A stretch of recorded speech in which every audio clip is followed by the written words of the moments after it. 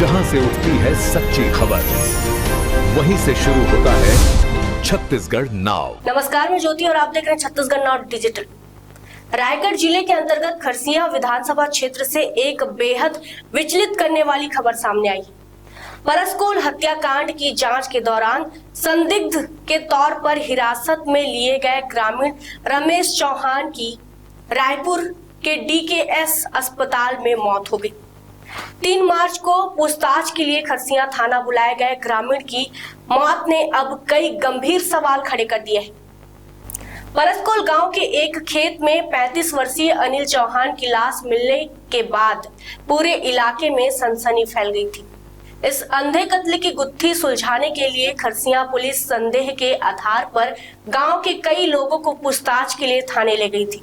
इसी सिलसिले में 2 मार्च को पुलिस रमेश चौहान को भी थाने ले गई, क्योंकि हत्या की रात उसे मृतक के साथ देखा गया था। 2 मार्च को दिन भर चली पूछताछ के बाद रमेश रात को अपने घर वापस आ गया था। अगले दिन सुबह उसे फिर से थाने बुलाया गया। वो थाने गया, लेकिन कुछ ही घंटों बाद गांव के सरपंच को फोन आया कि रमेश की तबीयत अचानक बिगड़ गई है। जब घबराए परिजन अस्पताल पहुंचे तो उनके होश उड़ गए। रमेश की गंभीर हालत देखकर परिजनों का सब्र टूट गया। बेबस और आक्रोशित ग्रामीण रमेश को पिकअप वाहन में लादकर सीधे एसडीएम प्रवीण तिवारी के दफ्तर पहुंच गए। वहां मृतक की पत्नी और भाई ने रो रो कर प्रताड़ना के आरोप लगाए। स्थिति को भांपते हुए एसडीएम ने तत्काल 5,000 की आर्थिक मदद की और उसे बेहतर इलाज के लिए रेफर कराया। परिजनों द्वारा लगाए जा रहे आरोप बेहद संगीन है। रमेश की पत्नी का कहना है कि सुबह रमेश बिल्कुल स्वस्थ हालत में खरसिया थाना गया था, लेकिन कुछ ही घंटों बाद पुलिस ने गांव के सरपंच को सूचित किया कि उसकी तबीयत बिगड़ गई। जब परिजन अस्पताल पहुंचे तो रमेश की शरीर का एक हिस्सा लकवाग्रस्त हो चुका था और वह बोलने की स्थिति में नहीं था।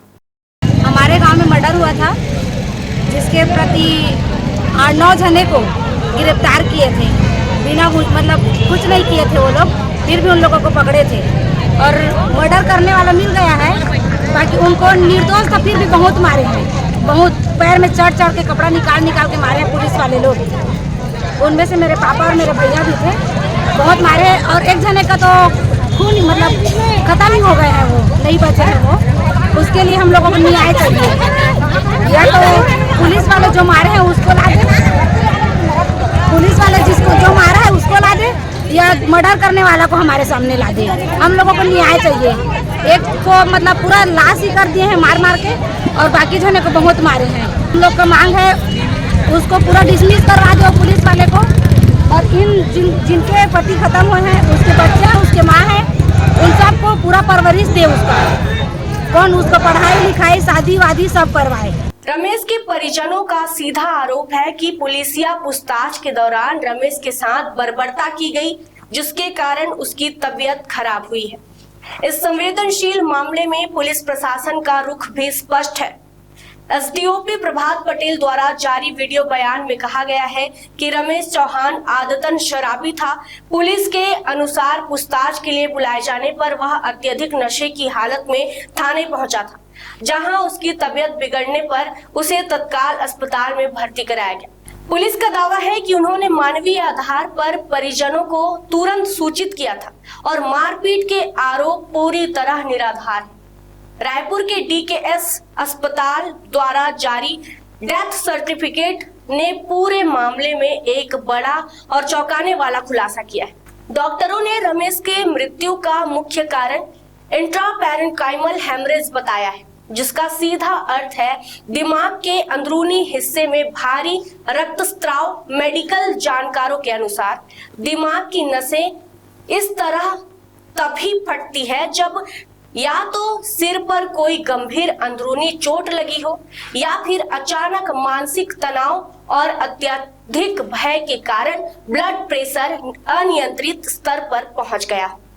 NH-49 पर चल रहे चक्का जाम के दौरान खरसिया एसडीएम प्रवीण तिवारी, एसडीओपी प्रभात पटेल सहित अन्य प्रशासनिक अधिकारी मौके पर पहुंचे और विधायक उमेश पटेल के साथ उन्होंने चर्चा की। विधायक उमेश पटेल ने ग्रामीणों की मांग से उन्हें अवगत कराते हुए बताया कि घटना की उच्च स्तरीय जांच कर दोषी पुलिस कर्मियों पर कार्रवाई के साथ ही मृतक के परिजनों को मुआवजा एवं मृतक रमेश चौहान की पत्नी को कलेक्टर दर पर नौकरी दिए जाने को लेकर आवेदन सौंपा। इस पर एसडीएम प्रवीण तिवारी ने मृतक की पत्नी को नौकरी व मुआवजा संबंधित आवेदन उच्च अधिकारियों तक पहुंचाकर शीघ्र निराकरण करवाने तथा घटना की मजिस्ट्रियल जांच कराने के लिए आश्वस्त किया। वहीं पुलिस विभाग की ओर से भी खरसिया थाना प्रभारी को लाइन अटैच करने का आश्वासन दिया गया है।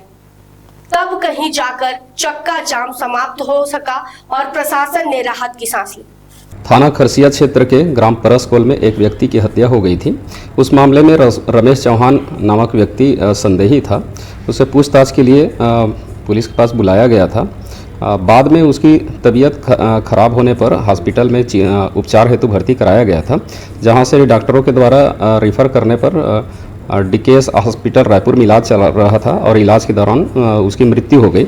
इससे ग्रामीण जन और उनके परिजन आक्रोशित हो गए थे और आक्रोशित होकर नेशनल हाईवे पे चक्का जाम किए थे।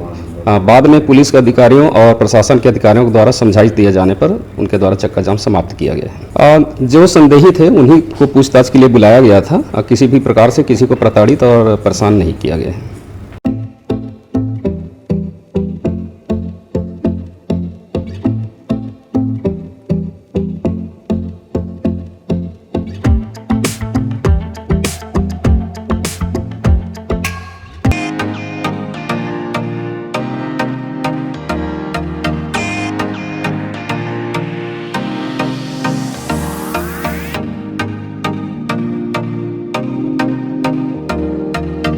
रायगढ़ में स्थित उत्तम इंटरनेशनल स्कूल 26 वर्षों के अनुभव के साथ एक अग्रणी शैक्षणिक संस्थान, सर्व सुविधा युक्त वातावरण के साथ स्मार्ट क्लासरूम और उच्च स्तरीय विज्ञान और कंप्यूटर लैब, साथ ही abacus class, phonics, OMR, CBT based परीक्षा पद्धति भी।